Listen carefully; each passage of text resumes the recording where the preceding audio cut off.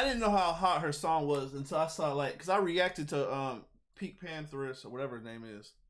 Her song with her Ice. I did not know she was from UK either. Her and Ice Spice song. It sounded. I liked it because it's a bop. It sounded like something from like the early 2000s.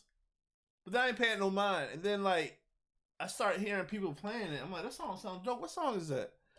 Then I find out it's their song. But that song's kind of hot. But we got before they were famous. Now, before becoming someone many people considered to be the most talented musician to ever get their start on TikTok, well, singer-songwriter PinkPantheress, she was born in the English town of Bath on April 18, 2001, and given the name of Vicky Beverly Walker, or at least I think that might be her real name. You see, the thing is about PinkPantheress, well, she likes to keep things as much of a mystery as possible. And while the internet might be convinced that what I just told you is fact, well, there's a chance that the Pantheress is simply playing coy. After all, when asked directly about her real name being leaked online, well, she smugly explained to the face, "People online can only take what you give them. So for as long as I do music, I can keep making up fake names. I can tweet today that my actual name is Alice, and people are gonna take that as verbatim." Now, her real name might be something of a question mark, but the rest of her childhood is not. Now, the Pantheress, she was raised by a father who worked as a statistics professor, and her mother, well, a Kenyan-born civil servant. Now, at the age of 5, well, her family, they moved from Bath to Kent, and then 7 years later, well, her father, he took a job overseas at the University of Austin, Texas, effectively turning her parents. I mean, if they know what her name is, bro, I mean, if they know who her parents are, how hard it would be to find her name? You literally can look at what their last name is and connect it to. Relationship, well, into a long-distance marriage. Now, as it turns out, well, it was actually because of the Pantheress that the rest of her family, well, they didn't follow after her dad. Now, she wanted to stick close to her friends and school, and, well, she was already comfortable with her parents, and they agreed. Now, this decision to stay in England, it would ultimately come to have a large impact on her career as a musician. Now, for instance, well, the Pantheress, she says it was thanks to her older brother that she first began to develop her musical tastes. After she spotted a vinyl copy of Tyler, the Creator's Wolf in his bedroom one day, well, she took off with it, and after giving it a listen, well, she fell in love with its experimental sounds. Now, from there, well, her musical taste, they would evolve while she was a student at the prestigious Barton Grammar School. Now, in year 7, well, she discovered the emo giants, My Chemical Romance, the band she still considers to be her favorite to this day. Now, they served as a gateway to further 90s and early aughts rock and roll artists like Panic at the Disco, Paramore, Linkin Park, Slipknot, and Blink-182. I did not take her for a fan of that type of music, bro. I literally thought she she's like, cause the song, bro, sound like a early 2000 R&B song, like pop song. And it don't sound like no My Chemical Romance.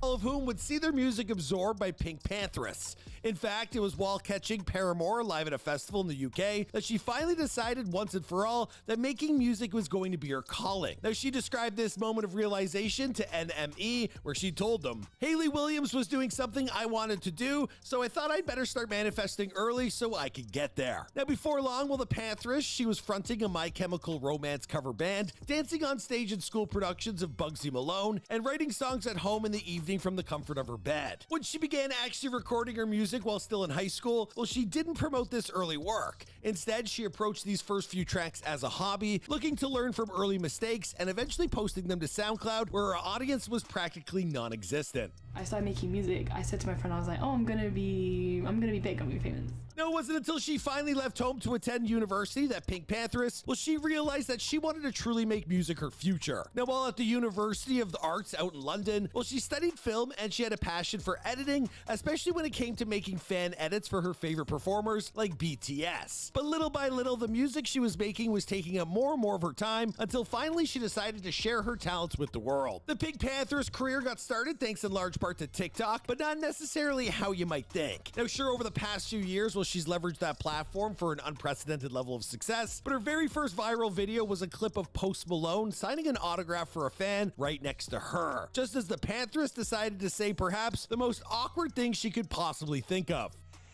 I can't. How's that? Also, sorry, I just farted. I'm sorry if you can spot that. And just in case you don't believe me, well, that was her apologizing for being a little gassy, and she's talked about this embarrassing moment before. Now that she had come to recognize that she farted? Why was she, if there's a whole bunch of people, why would she even tell on herself? power of TikTok? Well, she'd use that platform to share her music by anonymously posting clips of her unique sound that mixed alt pop, garage, drum bass, as well as jungle influences. Not to mention sampling from 90s and aughts tracks. Now, these first uploads, they were... See, she has an infatuation with the 90s and 2000s. That's why her music sound like it does, bro. During Christmas of 2020 under the handle we know her as now, PinkPantheress, a moniker inspired by an answer she had on the British game show The Chase. For real. Now, originally she was just gonna go by the one-word name of Pantheress, but she then realized that there was someone else online already going by that nickname, so she had to add the pink to the front. Pantheress mean? Because I'd heard it in a game show where the question was, what is a female panther called? Oh. And I was like, that's sick. So then I tried to have it as my username. Duh. Pink, so I just put pink in front of it.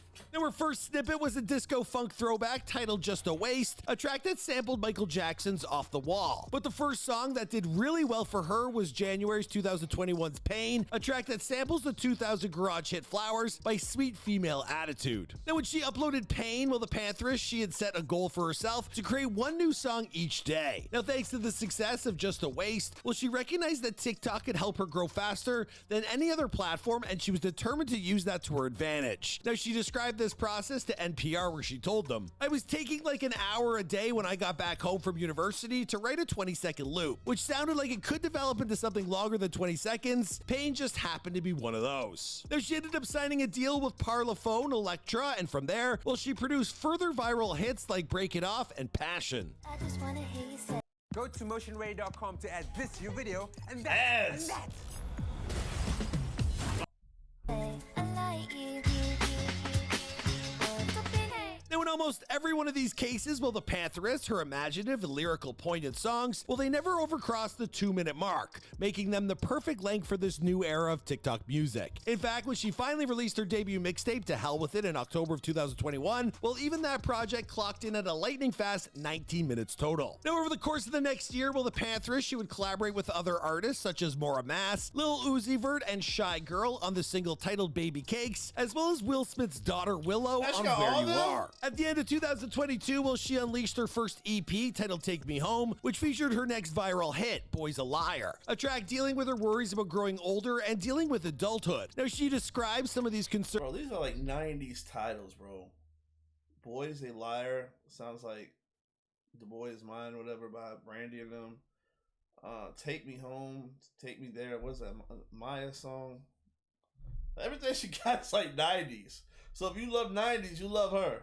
To NME, where she told them, honestly, I don't want to get older. I'm so bad at organization. I'm not lazy, but I'm not good at managing anything. I also don't enjoy going to events. Genuinely, just take me home. Let me lie in bed and let me sleep. But as much as she might feel that way, well, sometimes if PinkPantheress always gave in to her antisocial tendencies, well, then she would never have had the opportunity to fulfill a lifelong dream of performing next to one of her childhood idols. In October of last year, PinkPantheress's ambition came full circle when she was invited to perform next to Paramore during the Austin City Limits Music Festival. Now, when she first saw Paramore all those years ago, well, she became inspired to pursue her own career in music. She had no idea that less than 10 years later, well, she'd be on stage tearing it up right next to them. Now, following this career highlight, well, Pantheress, she teamed up with fellow viral music sensation Ice Spice to drop a remix titled Boy's a Liar Part 2. Now, this collaboration came about after Pantheress saw that Ice Spice was following her on Instagram, so she slid into Ice's DMs to chat and told her that whenever she was in the UK, she'd love to meet up. Now, once they bonded over their shared appreciation of one another's music, well, they decided to work together, and the result, well, it was another bona fide hit for the both of them. Now, when it comes to her future, well, PinkPantheress, she is planning on, first and foremost, continuing to push herself as a musician. In fact, she might very well experiment with other styles of music in the near future, and she has every intention of dropping her debut studio album before the end of this year. Then again, she did offer this one disclaimer to NME where she stated, I can't plan anything, I can't just do it. It has to, in the least cliche way, be a feeling. So whether or not Pantheress captures that feeling in time for a 2023 album release, well, I guess we're just gonna have to wait and see. After all, this has been Before They're Famous. Thanks for checking out our latest video. Before I leave you guys, I do have a question for you. What's your personal sweet spot for song lengths?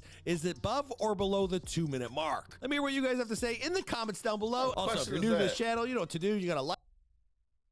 All new music is like just 2 minutes long now, bro. The people attention span, TikTok messed everything up, bro.